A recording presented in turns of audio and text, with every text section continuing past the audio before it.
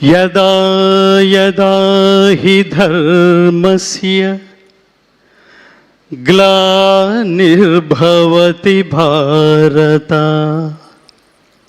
అభ్యుత్థానమధర్మస్య తదాత్మానం సృజామ్యహం పరిత్రాణాయ సాధూనాం వినాశాయ చ దుష్కృతాం ధర్మ సంస్థాపనార్థాయ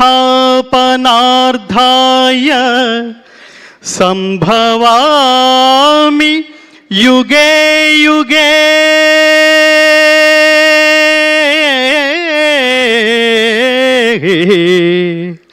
సంభవామి యుగే యుగే.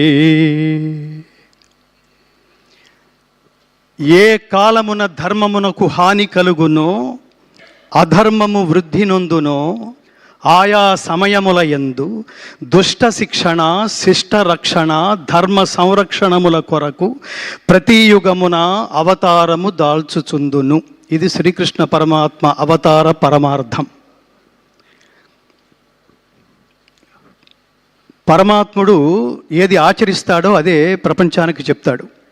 భగవద్గీత ద్వారా ప్రపంచం తెలుసుకోవాల్సింది ఏమిటంటే, ఏది మాట్లాడతావో అది ఆచరించాలి, ఏది అనుకుంటావో అది మాట్లాడాలి, ఏది మాట్లాడతావో అది ఆచరించగలగాలి, అది ధర్మబద్ధమైంది అయి ఉండాలి. నిజానికి అసలు అన్నిటికంటే ముందు నేను ఈ శ్లోకంతో ఎందుకు ప్రారంభించానంటే, భగవద్గీతలో 4వ అధ్యాయమైన జ్ఞానయోగంలో 7, 8 శ్లోకాలు, జంట శ్లోకాలు అంటారు. ఇది most important key shlokas and soul of Bhagavad Gita. మంచి చెయ్యి, దేవుడు నీతోనే ఉంటాడు. చెడు చెయ్యకు, అప్పుడు నీతోనే ఉంటాడు నిన్ను నాశనం చేయడానికి. ఇక్కడ దేవుడు ప్రత్యక్షమయ్యాడంటే దానికి 2 కారణాలు ఉంటాయి మిత్రులారా. ఒకటి నిన్ను మార్చడానికి లేదా హతమార్చడానికి, అప్పుడు మాత్రమే వస్తాడు. ధర్మానికి ఖచ్చితంగా ఇవాళ కాంటెంపరీ భారతదేశంలో ఎంత అభద్రత నెలకొందో మనందరికీ తెలుస్తోంది అనేక సంఘటనల ద్వారా. అలాంటి సమయంలో ఖచ్చితంగా సినిమా అనే ఒక 11వ అవతారం ద్వారా మాత్రమే ప్రపంచాన్ని మార్చడానికి పరమాత్మ ఖచ్చితంగా 3 ఎంచుకున్నాడు మిత్రులారా. 3 ఎంచుకున్నాడు. ఇది ప్లాన్, ఇందాక మిత్రుడు ఎవరో అన్నారు, ఇది ప్లాన్ చేస్తే, మనం లౌకికంగా ప్లాన్ చేస్తే డబ్బు వస్తుంది లేదా ఫలితం వస్తుంది. అలౌకికంగా దైవం ప్లాన్ చేసుకుంటే అక్కడ డబ్బుకి వీటన్నిటికంటే మించి సామాజిక ప్రయోజనం సిద్ధిస్తుంది. ఇన్ని సంవత్సరాల సినిమా ఇండస్ట్రీలో ప్రతి ఒక్క ప్రేక్షకుడు చూసి గర్వపడి తరించాము అనే శబ్దంతో బయటకు వచ్చిన రేరెస్ట్ సినిమా అఖండ 2. అఖండ 2 అంటే ద్వితీయం. ఇది అద్వితీయమైన హిట్ సాధించినందుకు, విజయం సాధించినందుకు పరమాత్మ మనకి ఏ అవకాశం ఇస్తాడో, ఏ ఆలోచన ఇస్తాడో దాన్ని ముందుకు తీసుకువలసిన బాధ్యత కూడా ఆయనదే. నారు పోసిన వాడు నీరు పోయడా అంటాం మనం. అలా ఈ సినిమాలో నేను ప్రారంభంలో కలిసిన దర్శకులు బోయపాటి శ్రీను గారికి చెప్పాను, soul of the film is Balakrishna గారు, thought of the film is Boyapati Srinu గారు, sound of the film is Thaman గారు. 3 తపస్సులు. నేను ఏమని చెప్తానంటే, ఇదేదో జస్ట్ లైక్ దట్ బాలయ్య గారికి డేట్లు లేకపోతే ఇంకొకళ్ళు ఎవరన్నా సాధ్యపడుతుందా? ఇది ఇంకొకళ్ళతో సాధ్యపడుతుందా? కర్మణ్యేవాధికారస్తే మా ఫలేషు కదాచన మా కర్మ ఫలహేతుర్భూ మాతే సంగోస్తు అకర్మణి అని చెప్తుంది గీత. దీని తాత్పర్యం ఏమిటంటే, ఒక్క పని చేస్తే ఎలా చెయ్యాలో చెప్తుంది. పనిని హాఫ్ హార్టెడ్గా చేయకు నాన్న, పనిని డెడికేటెడ్గా చేయి. తత్వమసి, నువ్వే అదే చేయాలి, నువ్వే తాదాత్మ్యత పొంది చేయాలి. అలా తాదాత్మ్యత పొంది చేస్తే ఎలా ఉంటుందంటే, మా గురువుగారు చిన్నప్పుడు జోక్ చేస్తుండేవారు, రై నువ్వు ఫీల్ అయ్యి పాడితే జనాలు ఫీల్ అయ్యి వింటారా, నువ్వు పాడడానికి ఫీల్ అయితే జనాలు వినడానికి ఫీల్ అవుతారా అని చెప్తుండేవాడు. ఈ సినిమాని ఇందాక ఇంకొక మిత్రుడు ఎవరో ఉన్నారు, ఆవాహన, చాలా గొప్ప మాట అది. ఆవాహన, తపస్సు, పూర్వజన్మ సుకృతం, పుణ్యం, భాగ్యం, సుకృతం, ఇన్ని లేకపోతే అసలు ఈ త్రిమూర్తులు కలిసే అవకాశం లేదు మిత్రులారా. ఈ వేదిక నుంచి నేను ఈ 3కి ఒక టైటిల్ ఇస్తున్నాను. మహాత్మా బోయపాటి శ్రీను గారు, మహాత్మా బాలకృష్ణ గారు, మహాత్మా సంగీత దర్శకులు తమ్మన్ గారు. ఎందుకు మహాత్మాని సంబోధిస్తున్నానంటే ఊరికే లౌకికమైన జన్మెత్తితే అది చిన్న విషయం కాదు మిత్రులారా. కారణ జన్మ లేకపోతే ఇది థాట్ కూడా రాదు, మనకి ఈ థాట్ కూడా రాదు. ఎవడు నహి కళ్యాణకృత కశ్చిత్ దుర్గతిని తాత గచ్చతి అంటాడు. ఎవడైతే స్వకల్యాణం కోసం ఆలోచిస్తాడో వాడున్నంత కాలమే వాడితో అవసరం ఉన్న వాళ్ళ మధ్యలోనే జీవించి ఉంటాడు. ఎవడైతే లోక శ్రేయస్సు కోసం ఆలోచిస్తాడో వాడు లోకాలున్నంత కాలం, ఈ ప్రపంచం ఉన్నంతకాలం ఎక్స్పైరీ డేట్ లేని పాస్పోర్ట్ లాగా మిగిలిపోతాడు. అలాంటి సినిమాని, ఎక్స్పైరీ డేట్ లేని సినిమా మీరు తరతరాలు చూపిస్తుండండి. 10 సంవత్సరాల తర్వాత చూడండి, ఈ సినిమా అదే అనుభూతి కలుగజేస్తుంది. 50 సంవత్సరాల తర్వాత చూడండి, అదే అనుభూతి కలుగజేస్తుంది. భక్తి, దేశభక్తి, కర్తవ్యనిష్ట, నిష్కామ కర్మ, చాలా అద్భుతమైన పదాలు ఇది. ఈ సినిమా నిజానికి ఎంత సాహసం అంటే, ఎంత డెడికేషన్ లేకపోతే, ఎంత ఏమంటారు దార్శనికత లేకపోతే అసలు ఫస్ట్ ఈ థాట్ వస్తుంది. ఒక ప్రొడ్యూసర్గా, ఒక కమర్షియల్ ప్రొడ్యూసర్గా, నేను ఒక సీనియర్ కమర్షియల్ ప్రొడ్యూసర్ని అనుకోండి, ఆయన ముందు బోయపాటి శ్రీను గారు కూర్చుని నేను ఒక సినిమా చేయాలనుకుంటున్నాను, ఇందులో దైవభక్తి, దేశభక్తి ఉంది అనగానే నవ్వుతాడు ఆయన. అసలు ఈ రోజుల్లో ఇది ఎక్కడ వర్కౌట్ అవుతుందండి? అలాంటిది ఈ దైవభక్తి అనే అతి జటిలమైన విషయాన్ని, దేశభక్తి అనే జటిలమైన విషయాన్ని తానే తాదాత్మ్య చెంది తానే అదే అయిపోయి అనుభూతి చెందగలిగే ఒక మహానటుడు. ఈ సినిమా చూస్తున్నప్పుడు నాకు అనిపించింది, ఎన్టీ రామారావు గారు జీవించి ఉంటే, నాన్న నేను వేదం రిఫరెన్స్ తీసుకుంటున్నప్పుడు ఆత్మావై పుత్రనామాసి, తండ్రే కొడుకు రూపంలో ఉంటాడన్నారా, నిన్ను చాలా సినిమాల్లో చూశాను కానీ ఇప్పుడు ఖచ్చితంగా నా అంశే కనిపిస్తోంది నాన్న అని ఎన్టీ రామారావు గారు ఖచ్చితంగా హక్కుని చేర్చుకుని ముందు నమస్కారం చేసేయానికి హక్కుని చేర్చుకుని ఉండేవాళ్ళు. అంత అద్వితీయంగా అసమాన ప్రతిభను సృష్టించి, తర్వాత కర్మ అనే దానికి ఇంకొకటి ఏమిటంటే, ఒక కర్మ అంటే పెద్ద పదం ఏం కాదు, కర్మ అంటే పని, కర్మ అంటే వర్క్, కర్మ అంటే నీ డ్యూటీ. ఈ పని చేస్తున్నప్పుడు బాగా గుర్తుపెట్టుకోండి మిత్రులారా, అది ఒక్క మనిషికి మాత్రమే కాదు, ప్రపంచంలో ఎవరు ఏ సబ్జెక్ట్ తీసుకున్నా దాంతో తాదాత్మ్యత చెంది చూసేవాళ్ళు వీడు దీనికోసమే పుట్టాడురా అనిపించే అనుభూతి కలిగించేట్టు చేయాలి మిత్రులారా. First point. కొంతకాలం తర్వాత ఎవడూ శాశ్వతం కాదు, నేల రాలిపోతాం మనం. నేల రాలిపోయినప్పుడు మనల్ని దర్శించడానికి వచ్చిన వాళ్ళు కూడా పడిపోయిన శరీరం దగ్గర వీడు దీనికోసమే పుట్టాడురా, there is no replacement for this greatest personality అని అనిపించుకోవాలి. ఈ చిత్రానికి సంబంధించి బాలకృష్ణ గారు కాకపోతే అసలు ఎన్నెన్ని గొప్ప అటు కమర్షియల్గా ఆ గొప్ప డైలాగులు రాశారు ఆయన. అట్లాగే ఈ వేదాలకు సంబంధించి, ఉపనిషత్తులకు సంబంధించి శ్లోకాలు, స్తోత్రాలు. రామారావు గారు మహావీర హంవీర హేమాద్రి ధీర ధరాజాత సౌమిత్రి సంవేశితాత్మ మహాత్మా ఆంజనేయ అని పాండవ వనవాసంలో ఆయన అన్న డైలాగ్ నాకు గుర్తొచ్చింది. ఎంత అద్భుతమైన బాలకృష్ణ గారికి ఈ సందర్భంలో ఒక కాంప్లిమెంట్ ఇవ్వాలి. డైలాగు అన్ని గాత్రాల మీద, గాత్రం అంటే శరీరం, గాత్రం అంటే గొంతు, అన్ని శరీరాల మీద పండదు మిత్రులారా. ఇది నేను తపస్సులో నుంచి మాట్లాడుతున్న మాట. నాకు కనుక నేను కొన్ని దశాబ్దాలుగా కేవలం భగవద్గీత స్వార్థరహిత ఉత్తమ సమాజం కోసం, సమాజ నిర్మాణం కోసం భగవద్గీత ప్రచారమే ధ్యేయంగా నడుస్తున్న నా తపస్సులో ఎంతో కొంత శక్తి కనుక లభించుంటే ఆయనకి ద్విశతాయుష్మాన్ భవ అని ఆశీర్వదించాలనిపిస్తుంది బాలకృష్ణ గారు.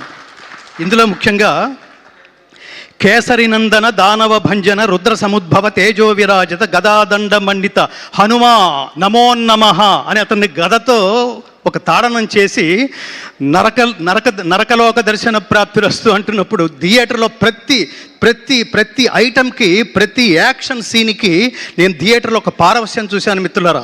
కమర్షియల్ డైలాగులకి, కమర్షియల్ పాటలకి థియేటర్లో లేచి చప్పట్లు కొట్టడం, డ్యాన్సులు చేయడం చూశాను. కానీ బాలకృష్ణ గారు అట్లా దుర్మార్గుల్ని త్రిశూలం మెడ చుట్టూ తిప్పుకుంటూ ఒక్కొక్కడిని నరుక్కుంటూ వెళుతున్నప్పుడు, దానవ సంహారం చేస్తున్నప్పుడు థియేటర్లో పూనకాలు రావడం నేను ప్రత్యక్షంగా చూశాను మిత్రులారా. అది మహానుభావుడి నటనా వైదుష్యం. దీనికి నేను హృదయపూర్వకంగా కృతజ్ఞతలు తెలియజేస్తున్నా. ఇందులో ఉన్న 2 కళ్ళు లాంటి ప్రధానమైన అంశాలు, ఒకటి దైవభక్తి, 2 దేశభక్తి. ఈ సందర్భంగా ఈ కెమెరాల ముందు నుంచి నేను ప్రపంచానికి ఒకటి చెప్పాలనుకుంటున్నా. ఈ జనరేషన్లో తల్లిదండ్రులకి, పిల్లలకి చాలా గ్యాప్ ఉంది మిత్రులారా. అసలు వాటి సనాతన ధర్మం అంటే తెలియదు. ధర్మం అనే పదానికి అసలు అర్థమే తెలియదు. ప్రతివాడు ఉదయం 7 గంటలకు లేచి సాయంత్రం ఇంటికి 11 గంటలకు చేరుకునేంత వరకు నా జేబెంత నిండిందని మాత్రమే ఆలోచిస్తున్నారు తప్ప ఈ దేశంలో పుట్టినందుకు వాట్ నెక్స్ట్, నేనేం చెయ్యాలి, నా కంట్రిబ్యూషన్ ఏమిటి, ఇవాళ నేను హ్యాట్స్ ఆఫ్ అని ఈ ముగ్గురికి చెప్తుంది ఏంటంటే, ఈ సినిమాని డబ్బు కోసం, సినిమా తర్వాత వచ్చే ఆదాయం కోసం, హిట్ కోసం, ఆ శబ్దం వినడం కోసం చేయలేదు మిత్రులారా. ఈ దేశంలో పుట్టినందుకు ఈ దేశం రుణం తీర్చుకోవడం కోసం this is the greatest contribution ever from the cinema film industry. అంతటి గొప్ప సినిమా. ఈ గొప్ప సినిమాని నేను ఈ వేదిక నుంచి ప్రజాబాహుళ్యానికి, ఆల్రెడీ థియేటర్కి వెళ్ళిన వాళ్ళందరూ వాళ్ళు అత్యద్భుతంగా ఒక గొప్ప అనుభూతితో, నిజానికి నాతో పాటు నాకు ఆ రోజు బోయపాటి శ్రీను గారు పిలిచి, మీరు ఎంతమందిని అయినా తీసుకురండి గురువు గారు అంటే, నేను 15 మందిని తీసుకెళ్ళా. ఈ 15 మందిలో రకరకాల వాళ్ళు ఉన్నారు. నా జర్నలిస్ట్ బుద్ధితో ఆ 15 మందిని తీసుకెళ్ళా. ఇందులో ఆర్టిస్టులు ఉన్నారు, ఇందులో డ్రైవర్స్ ఉన్నారు, ఇందులో నా భార్య ఉంది, డాక్టర్స్ ఉన్నారు. సినిమా అంతా అయిపోయిన తర్వాత ఈ అనుభూతి నా ఒక్కడిదేనా, వీళ్ళది కూడానా, వీళ్ళేం చెప్తారు అని అడిగినప్పుడు అందులో ఒక ఆర్టిస్ట్ సీతాకాంత్ ఇక్కడ ఎక్కడ ఉన్నారు, నిలబడండి స్వామి, is a great artist from film industry. అతను సినిమా చూస్తూ ఇది విమర్శనాత్మకంగా చూస్తున్నాడు, ఎక్కడ కనెక్ట్ కాగలనా అని. సినిమా మొత్తం మీద కొన్ని వందల సార్లు లేచి నేను ఒక్కడిని చప్పట్లు కొడితే బాగుండదేమో అనుకోవట్లేదు. అతను కొన్ని వందల సార్లు చప్పట్లు కొడుతూనే ఉన్నాడు. ఎమోషన్ అది. అలాగే డాక్టర్, మీరు ముందుకు రండి స్వామి, మిమ్మల్ని కూడా పరిచయం చేయాలి. ఆయన కామినేని హాస్పిటల్స్లో very senior most doctor. Corona టైంలో కొన్ని వేల మందికి ఉచితంగా వైద్య సేవలు అందించిన మహానుభావుడు ఆయన సినిమా అంతా అయిపోయిన తర్వాత, డాక్టర్ గారు మీకు ఎలా ఉంది, ఎలా ఫీల్ అయ్యారు అంటే, ఆయన ఏమన్నాడంటే, నేను చాలా ఫీల్ అయ్యాను గంగాధర్ శాస్త్రి గారు అన్నాడు. చాలా ఫీల్ అయ్యానంటే, ఏం ఫీల్ అయ్యారు అంటే, నేను ఫ్యామిలీతో రానందుకు ఫీల్ అయ్యాను గురువు గారు అని కళ్ళు తుడుచుకుంటున్నాడు ఆయన. దీన్ని బట్టి మనం ప్రపంచం అర్థం చేసుకోవాల్సింది ఏమిటంటే, ఈ రేటింగులతో సంబంధం లేకుండా దైవభక్తి కావాలనుకుంటున్నారా, మీలో దైవభక్తిని జాగృతం చేయాలనుకుంటున్నారా, ఈ సినిమా ఖచ్చితంగా చూడండి, మీ స్నేహితులందరికీ చూపించండి. దేశభక్తి అంటే ఏమిటో తెలుసుకోవాలనుకుంటున్నారా, కంట్రిబ్యూషన్ అంటే ఏమిటో తెలుసుకోవాలనుకుంటున్నారా, ఖచ్చితంగా మీరు మీ బిడ్డలతో కలిపి ఈ సినిమా చూడండి. కుటుంబ సమేతంగా చూడవలసిన సినిమా. సనాతన ధర్మం అంటే అర్థం ఏమిటంటే, సనాతనం అంటే నిత్యమైనది, శాశ్వతమైనది అని అర్థం. శాశ్వతమైన నహన్యతే హన్యమానే శరీరే అంటుంది గీత. శాశ్వతమైన ఈ సనాతన ధర్మాన్ని ఎవడు ఏమీ చేయలేడు, ఎవడు దీన్ని నాశనం చేయలేడు. కానీ తగిన సందర్భాల్లో ఈ ధర్మాన్ని కాపాడుకోవడం కోసం పరమాత్మ ఎంచుకున్న వ్యక్తి, వీళ్ళ థాట్స్లోంచి వచ్చింది కాదు, పరమాత్మ ఎంచుకుని ఉండకపోతే ఒక బోయపాటి శ్రీను ఈ వేదిక నుంచి ఇంత గొప్ప సినిమాని ఆవిష్కృతం చేసే అవకాశం లేదు. దీన్ని ఇంత తపస్విగా, అసలు అన్ని శరీరాల మీద నుంచి మనం ఎన్నో సినిమాలు చూసుంటాం, ఎందరో కొన్ని గెటప్స్ వేసుకోవడం కూడా చూసుంటాం. ఒక గెటప్ ఒక గాత్రానికి అమరిందంటే, స్వామి మిమ్మల్ని బాలయ్య గారని ఎవరన్నా అంటే చాలా చిన్న పదంలాగా అనిపిస్తుంది. ఈ సినిమా తర్వాత నుంచి కృష్ణస్వామి అని పిలవండి. కృష్ణ శబ్దం అనేది మంత్రతుల్యమైంది, చాలా పవర్ఫుల్. కృష్ణుడి మంత్రం అనేది, కృష్ణుడి శబ్దం అనేది. బాలకృష్ణ స్వామి ఆయన దీనికోసమే పుట్టారు. ఈ సమయంలో ఎప్పుడు ఏది ఇవ్వాలో, నాకు ఇంగ్లీష్లో ఒక నోషన్ ఉంది, God gives you what you deserve, not what you Dzire. దేవుడు కోరికని బట్టి ఇవ్వడు, అర్హతను బట్టి ఇస్తాడు. ఖచ్చితంగా తమన్ గారికి కానీ, బాలకృష్ణ గారికి కానీ, బోయపాటి శ్రీను గారికి కానీ, ఆ పక్కనే కూర్చున్న మహాత్ముడు దిల్ రాజు గారు, ఇంతమంది సమక్షంలో ఇవాళ అఖండ విజయం సాధించిన ఈ సినిమా మామూలు విజయం కాదు. ఇది అఖండ విజయం, శాశ్వతంగా ఉండిపోతుంది. మీరు లౌకికంగా చప్పట్లు కొట్టి అరిస్తే అది కమర్షియల్ సినిమా అవుతుంది. లోపలే మీరు ఒక తపస్సు, ఒక దైవాన్ని, ఒక దేవుణ్ణి, ఒక దేవాలయానికి వెళ్ళిన అనుభూతి మీరు పొందుతున్నారు అంటే అది కమర్షియాలిటీకి సంబంధించింది కాదు మిత్రులారా. దానికి అవతల ఎక్కడో ఆ హైట్స్లో ఈ సినిమా రీచ్ అయింది.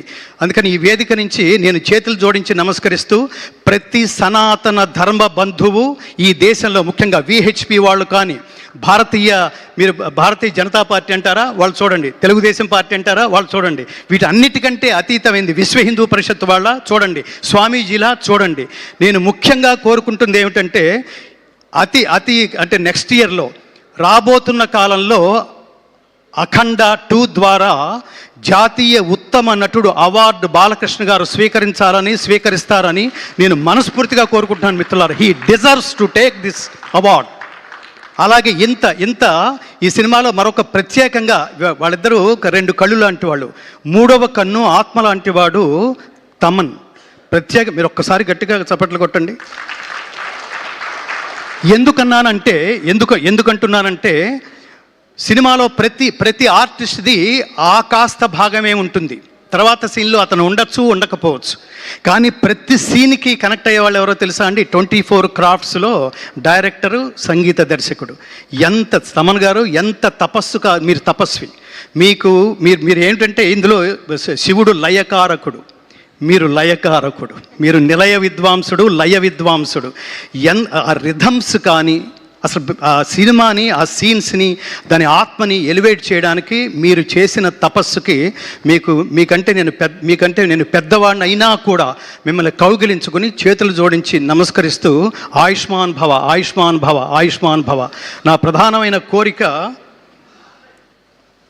బోయపాటి శ్రీను గారు బాధ్యతతో తీసిన సినిమా, దీని ప్రేక్షకులందరూ మిస్ కాకుండా బాధ్యతతో చూసి తీరవలసిన సినిమా అని ప్రకటిస్తూ, ముఖ్యంగా యువతరం, నా బెంగంతా యువతరాందే.